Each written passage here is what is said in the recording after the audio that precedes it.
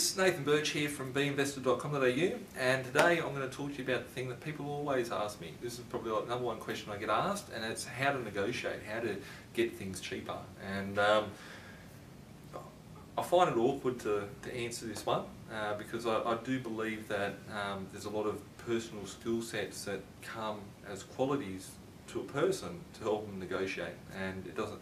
Sometimes it comes naturally, sometimes it comes. You have to train yourself on that. And for me personally, like I see people negotiate and I feel like I just cringe when I see them negotiate for something. Sometimes they get the result, sometimes they don't. I negotiated different to the next person, and I wish I could take this camera out now and go outside and go and negotiate on something because it's fun. Like I actually make a great deal of fun out of it, and I actually get commented quite regularly about how when I'm in some sort of auction scenario or negotiating, I actually end up looking like Detective Gorin off Law and Order Criminal Intent. So it's something that I can't sit here. I could sit here all day and talk to you about strengths and all that sort of stuff to actually negotiate and how to negotiate and how to position yourself.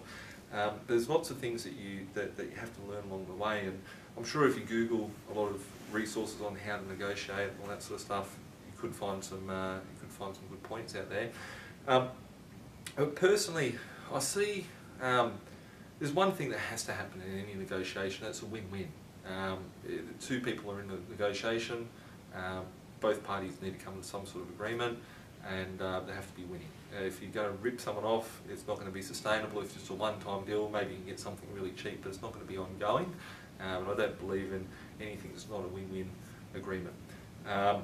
From the other side of things, I think the biggest pointer that I can give, and I might do a fun video out on the road sometime soon about this, but when negotiating, I find too often people take it personal. Like, if you think about it, let's say a property, it's you and the real estate agent. So some people might walk in and go, okay, Mr. Real Estate Agent, I'm only going to pay this price. I'm only going to pay, well, that's you being taken it personal. I'm only going to pay that. It becomes me against you. It's not, let's work together. I see people that come in and they say, you have to do this. I see people that negotiate with real estate agents that lie and deceit, and they try and play people for idiots. There's lots of things that people do that don't, they can piss off the other side, really. They piss off real estate agents or whatever. When any negotiation, you have to be a person of character, and when I say character, you do what you say you're going to do. You always follow through. But when negotiating, it's something that I find it's always important to level with someone. You have to level and be on their level. And I think when dealing with someone to negotiate with them, a good way of that is to mirror the person. Some people I just don't want to deal with. Like if someone had a Lamborghini for $50,000 in front of me, I'd want to buy that Lamborghini, but if the person was a wanker, I wouldn't deal with them anyway. So I would walk away from it. However, if someone's talking in a certain way or they're acting in a certain way, it's good to mirror.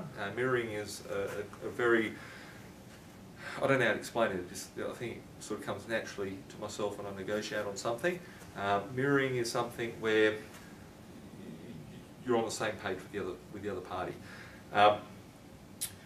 When negotiating, I always find that you have some people that will come in with a clipboard, and this is a funny thing. I was talking to one of my friends recently about this. Some people will come in and say, look, I'm the best, I'm going to buy this thing, and this is how it's going to happen. You're going to do this, you're going to do that, and this is how it's going to happen, blah, blah, blah. You may think that's good, but really the other side thinks you're a twat.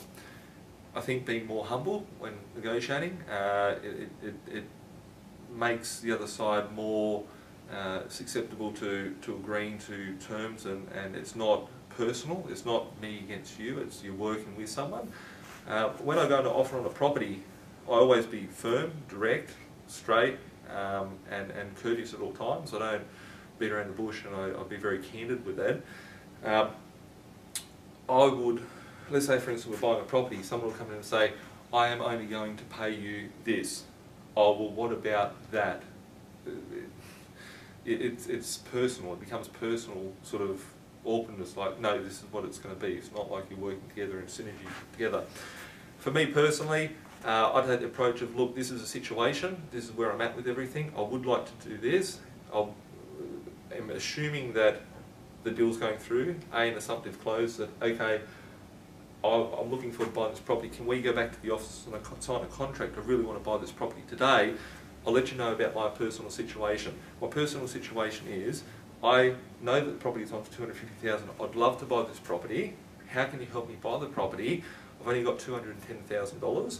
I've been able to get some money from here and some money from here.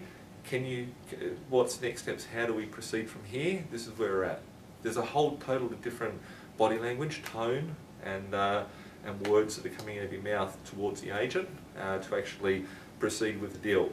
It comes across more genuine, and you're doing a deal that the agent or whoever that you're dealing with, whether it's buying a car, whether it's buying furniture, whatever, would be more comfortable dealing with you. So don't make it personal. That's the big key point. It's hard to explain on a YouTube video, but yeah. From that point, keeping it real, being a person of character, not taking it personally, yeah, doing what you say you're going to do. It's always important to make sure that a deal is a win-win. You can't just take everything and expect that, because the other side will, they'll feel they're being ripped off. They can feel it. Someone tries to rip you off, you can feel it. Someone tries to rip me off, I can feel it. Every deal that I do in life has to be a win-win deal where both parties are happy. So I hope that it's given you some pointers and some ideas to help you negotiate your next thing, and I will make more videos about this. It's just all hard. It's hard getting it all out on one YouTube video. A whole life of negotiating. So we'll catch up soon. Thanks again for watching, and we'll talk shortly.